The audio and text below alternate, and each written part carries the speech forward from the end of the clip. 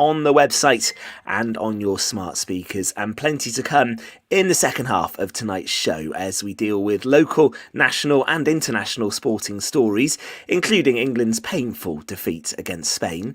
And Fraser will tell us what it was like to be at Lord's as Jimmy Anderson's international career officially came to an end last week. Locally, we'll run through the big cricketing stories from the weekend and look ahead to some big matches coming up over the next few days. We'll be joined by Fionn Ashman, who will make a welcome return to the show tonight, having helped Cresselli win the Clive Huxley Cup and score 65 runs on Saturday for Hundleton, and plenty more to come. You can get involved with the show this evening. So, with it now standing officially at 58 years of hurt and counting, I'll get on with the show. Evening, Gordon, Tom and Fraser. How are we, gents? All right? Very good. I'm the only one in the studio who's actually been alive when England won something. I just thought, Christ, what an old sod I am. How old are you then, Gordon? In 66? You have to never ask. Yeah, okay. Well, that's a great start to the show. Fraser, how are you? All right? Not too bad, but very late shift last night, of course, with your lot trying to bring football home. But I was more relieved they didn't smash up Berlin afterwards, to be honest. I got to bed about 1, and I thought it might have been a bit later. But they behaved themselves by all accounts. I think the fans very good in Germany. They did. I can also report I got to bed before 1 last night. It might have been different, of course, had the game gone the other way. But no, I was tucked up by about 11:30 last night, unfortunately. Tom, evening, how are you? Very well, thank you. I spent most of my weekend watching Sevens rugby as opposed to football. Good stuff. Enjoyable nonetheless. Yeah, great down in Whitland. Yeah, excellent stuff. Well, let's start with Euro 2024. We're going to look ahead to some of the local cricket. We're looking forward to talking to Fionn as well. And we've got to talk about a new Wales manager appointed, of course, since we were last with you on Pure West Sport. So, Fraser, you were following the game in a work capacity as well last night. What were your thoughts on that final and Spain looking like the best team throughout the tournament, really? Best team won. I don't think there's any doubt about that. Best team to watch on the eye aesthetically through the tournament. And, you look back last night, you can argue it was on a knife edge with 4 minutes to go. It was only actually when I saw the highlights again, you realise the amount of chances Spain had to put the game to bed at 1-0. 2 great saves from Jordan Pickford, 2 others off target. Nico Williams going closer on the edge of the area. So, look, England obviously did change their direction momentarily. Great goal by Cole Palmer, but I thought overall it was a performance where they just came up short. And it's all well and good saying that Spain were the best team in the tournament and deserved it on the night. But, it's games like this which define careers, and you expect big players to stand up. And there's been a lot of talk today about Southgate's tactics and England's pattern of play when it went to 1-1. But, as much as a debate about Southgate, and we will debate it now, and there's a plausible debate on both sides to be had there. You look at the likes of Declan Rice, Jude Bellingham, Harry Kane, Kyle Walker, Phil Foden again. You look at them, they didn't stand up to be counted when it mattered most in the final. You have to say that. A lot of England's so-called big players went disappearing last night. And if you don't stand up when it really matters, you don't win major international tournaments. That's as cutthroat as it is. Well, that's cheered me up. Good goal, though. Good goal. Yeah. We'll give him that. I think it was. I think, Gordon, give us your thoughts. What did you make of the final? Yeah, exactly. Fraser's touched on it all, really, and to be fair. On the night, you have to say that Spain were the better side, and there's no arguments about that at the end of the day. England tried their best, but you have to put your hands up when you're not good enough to beat a very good Spanish team. It's as simple as that. It doesn't matter how you dress it up. Spain are the champions. But I will say Gareth Southgate has done a brilliant job with England. He's, it's his second European final in, is it 4 years, 3 years, whatever it is? Yeah, 3 years. He's turned England around. He's brought a lot. I think it's going to be a transition stage after this tournament, whether he stays or not. But, at the end, Spain have got a very, very well-balanced team as well. The 2 wingers, they're technically very good. And that was the difference. They were a little bit sharper than England. And I think England looked a little bit tired. Which disappoints me, because England's tactics throughout the group stages was to play really quite slow, boring football, thinking ahead that they would have that burst of energy at the end. And they didn't have it. So it makes you think, why did they play so slowly and defensively earlier on? I think the first half was always going to be quite cagey, and I thought at half time it was fairly even Stevens, really, that first half. It was a typical final, wasn't it, between two sides who didn't want to maybe show themselves first. What I think did change the game was how Spain came out after half time, and that caught us all by surprise, really, because it was the one moment in the game up to that point where Spain managed to cut England open, and England didn't really do the same, did they? I think, Fraser, I take your point. Interesting what you say about the England players not showing, and some of them probably didn't last night. Do you feel this is a great Spain team, though? Are we on the verge of another really good Spain team? Because we remember the teams like 2008, 2012. They're some of the greatest international sides I've ever seen. To answer your first bit, you said, do I think it's a great Spain team? No, not at this stage. But I think, is it on the verge of something big? Yes, I do. There's a lot of youngsters there. If you actually look at the Barcelona model now, and a lot of youngsters coming through. You see Yamal, only 16, such a big deal being made him already, rightly so. And they do look a team set in the mould of that 2008 to 2012 group you just mentioned. So, yeah, look, they've got exciting young players. They're back playing slick football again. They've come through a big rebuilding stage, and they have done. And yes, I do believe they are on the verge of certainly being one of the teams to beat the World Cup in 26 and definitely in Euro 28 in 4 years' time. And picking up on Gordon's point about Southgate and the job he's done, and I think there are England fans with short memories, I think, because Southgate came in 2016 on the back of a defeat against Iceland in the second round in France, the year Wales made it to the semis and really led the way. For UK home nation sides, had a brilliant tournament. I think it's very easy just to forget that, and I actually think Southgate has reconnected the England team with the fans. I was really sad to see, pints of beer being chucked at the manager. I just think there's no place for that at all. If you're going to go and support the team. Criticise them if they need to, but that was poor. I personally hope Southgate stays until the next World Cup, because I do think the players will play for him, and I think there've been moments in this tournament where actually we have seen some tactical flexibility from Southgate. He's brought Cole Palmer on. Gord, you said to me he took Kane off on 59 minutes. That's a huge call. These calls are big calls for managers to make. You're subbing your captain and leading goal scorer after an hour. Now, you can argue how well he's played, but it's still a massive call. And I think the manager has got to make those, and he got it right by and large in what he did through most of the tournament with some of those calls. It got us to the final, maybe by luck at times, but we still got over the line to get that far. Obviously, as you say, Fraser, that the big players will answer those questions about why they failed again to get over that final hurdle. But it's not easy to win these tournaments either. Look, I think it's fine to have two different narratives on the Southgate story, to be honest with you. It's absolutely right that it's acknowledged that he came to England, he sorted out a mess, he improved the culture, he improved the cohesion within the squad. He brought it closer to the public. He brought it closer to the media, actually, which is a pretty vitriolic relationship of years gone by between England squads and media.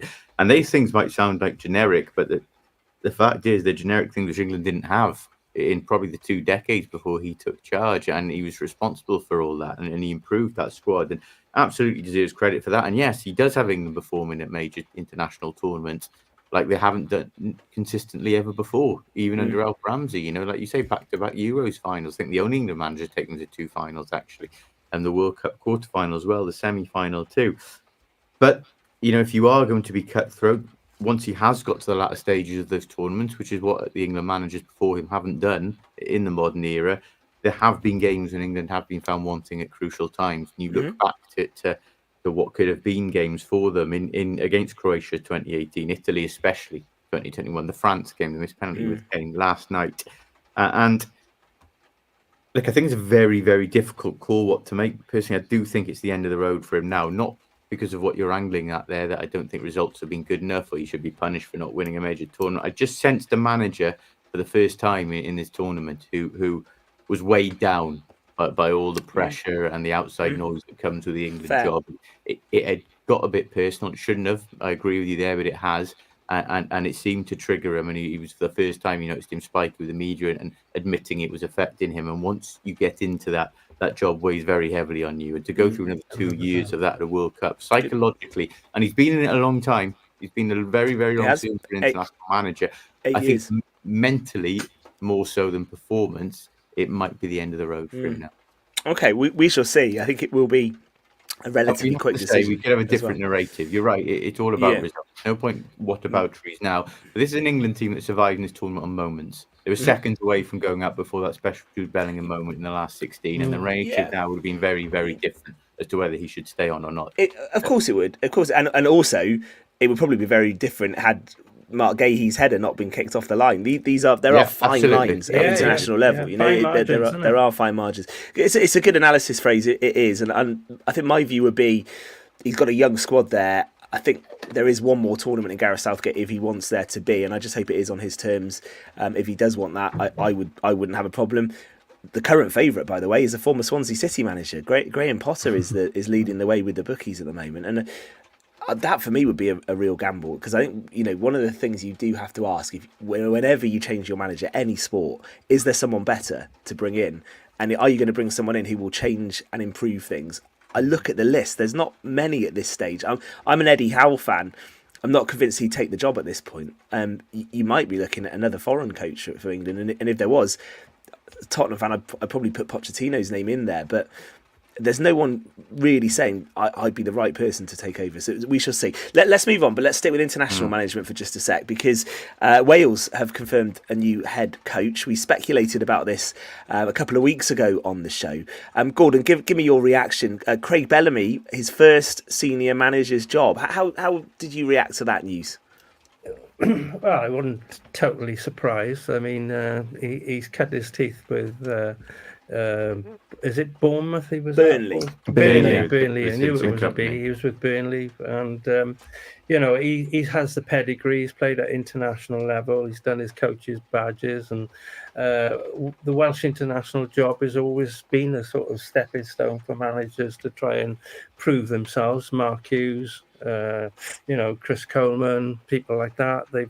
And if he's going to be any good, he has to produce the goods under a difficult situation for Wales, because they're not the greatest side at this moment due to the likes of Bale and Ramsey, and you know, they're leaving. You've got to bring youngsters through, and it's going to take time. Will the Welsh fans be behind him?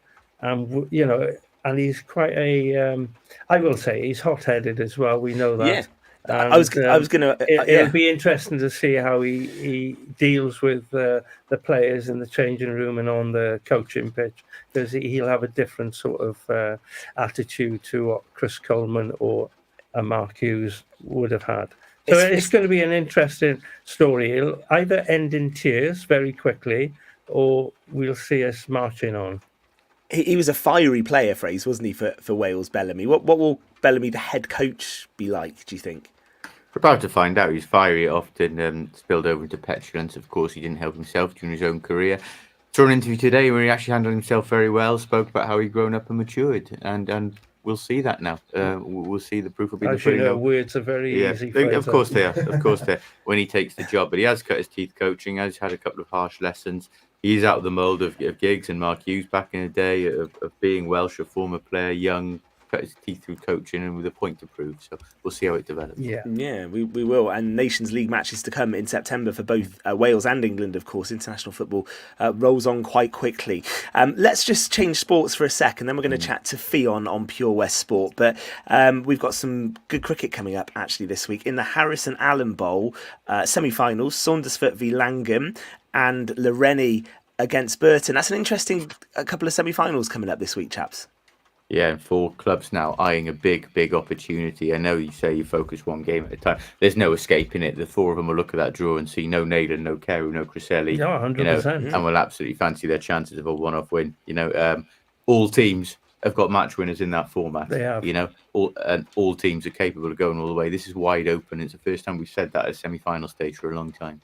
It's great that, though, isn't it, as well, Gord, heading into the semis, and you know, we'll have 4 teams who really will be battling for a place in the final. And it's refreshing as well, because, you know, when one club dominates like Neyland have, or Carew are always in the mix as well, and both those teams are playing head-to-head in the Dougie Morris this coming Sunday, but they're out of it. There's different teams in there who are just as worthy to be there, and it's their opportunity to get to the biggest day of the cricket calendar, the Harrison Allen final.